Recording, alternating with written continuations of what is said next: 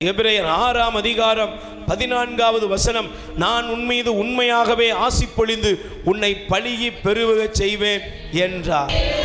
ஆண்டவர் ஆபிரகாமை ஆசீர்வதித்ததனுடைய காரணம் என்னன்னா பாருங்க, லோத்து பிரிந்து சென்றாலும், லோத்து சுயநலவாதியாக இருந்தாலும் ஆபிரகாம் சுயநலவாதி அல்ல. ஆபிரகாம் அடுத்தவனுடைய பிரச்சனையில நாம ஏன் தலையிடணும் ஒதுங்கி போகவில்லை. மூன்றாவது, ஆபிரகாம் அழிவில், மற்றவருடைய அழிவை கண்டு மகிழ்ச்சி அடையவில்லை. அல்லேலூயா. இன்னைக்கு நிறைய பேருடைய வாழ்க்கையில ஏன் முன்னேறம் இல்லை? ஜெபம் பண்றாங்க, உபவாச கூட்டம், எல்லா கூட்டத்துக்கும் போறோம். ஆனா அநேகர் சொல்லக்கூடிய காரியம் என்ன தெரியுமா? ஆண்டவர் ஏன் சார்பில் இருந்து போராடுவார். Price the Lord. ஆண்டவர் எனக்காக யுத்தம் செய்வார். யுத்தம் செய்வார்னு அர்த்தம் என்ன? போராடுவார். யுத்தம் செய்வார்னு அர்த்தம் என்ன? எனக்கு செஞ்சதுக்கு அவங்களுக்கு கைக்கு மேலே கூலி கொடுப்பார். நல்லா புரிஞ்சுக்கணும். ஆண்டவர் யுத்தம் செய்வாருங்கிறத உடனே நீ வேற மாதிரி போகாத. அல்லேலூயா. ஆண்டவர் உனக்கு இன்னைக்கு நல்லா கவனிப்பா, தயவு செஞ்சு கவனிச்சிரு. ஒருவேளை உன் மாமியார் உனக்கு சில நேரங்களில் உன்னை புரிஞ்சுக்கிடாமல் இருந்திருக்கலாம்.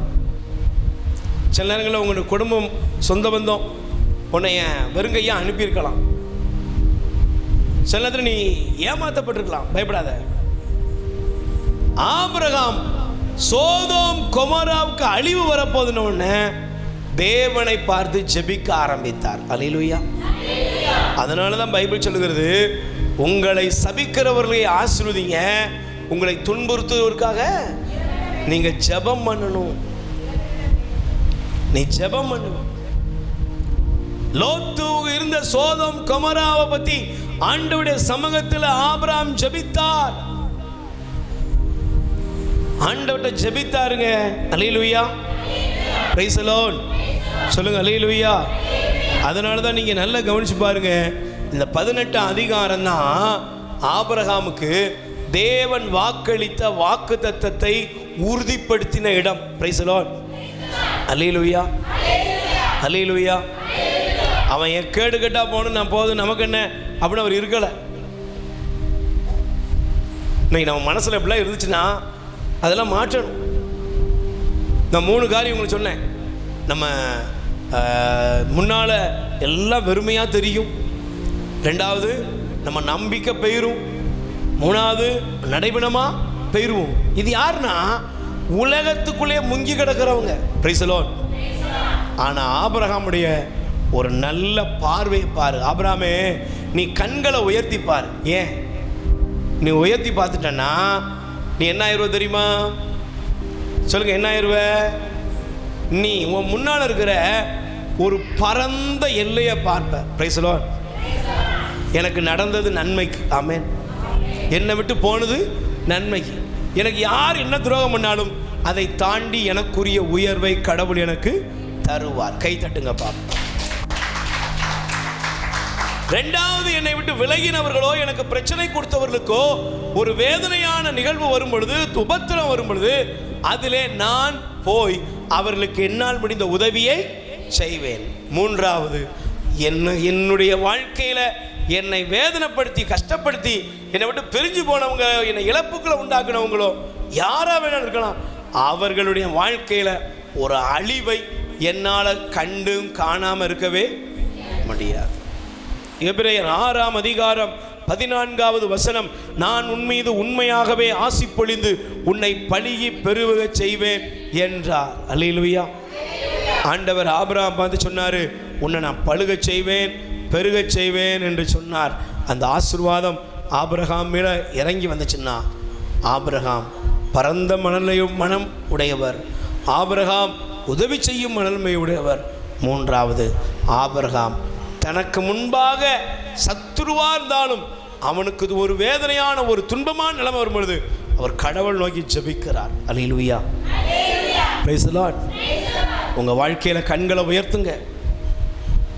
மற்றவங்கள மாதிரியே அப்படி பரிதாபமான ஒரு நிலைமையில இருந்துடாதீங்க. அல்லேலூயா.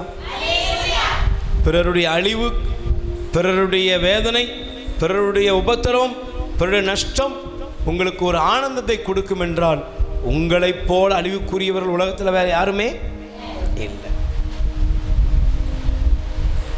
அடுத்தவங்களுக்கு ஒரு கஷ்டம் வந்துட்டா, அப்பா இன்னைக்கு வழக்கத்தை விட 2 பிளேட்டு சாப்பிடுவோம். அப்படி இருக்கிற ஜனங்களை மாதிரி நம்ம என்ன செஞ்சிடக்கூடாது. நான் பைபிள் எடுத்ததுக்கு, ஆண்டவருடைய வார்த்தை என்னை தேடி வந்ததுக்கு என் வாழ்க்கையில் ஒரு மாற்றம் இருக்கணும். Price the lord. Hallelujah. Abraham கண்களை உயர்த்தினார். குறிக்கிலும் நெடுக்கிலும் நடந்த பொழுது ஆண்டவருடைய வாக்குறுதி அங்கே அவருக்கு கொடுக்கப்பட்டது. ஆமென். நீ வாழ்க்கையில் உயர்வாய், ஆசீர்வதிக்கப்படுவாய், மென்மேலும் நலமும் சுகமும் பெறுவாய்.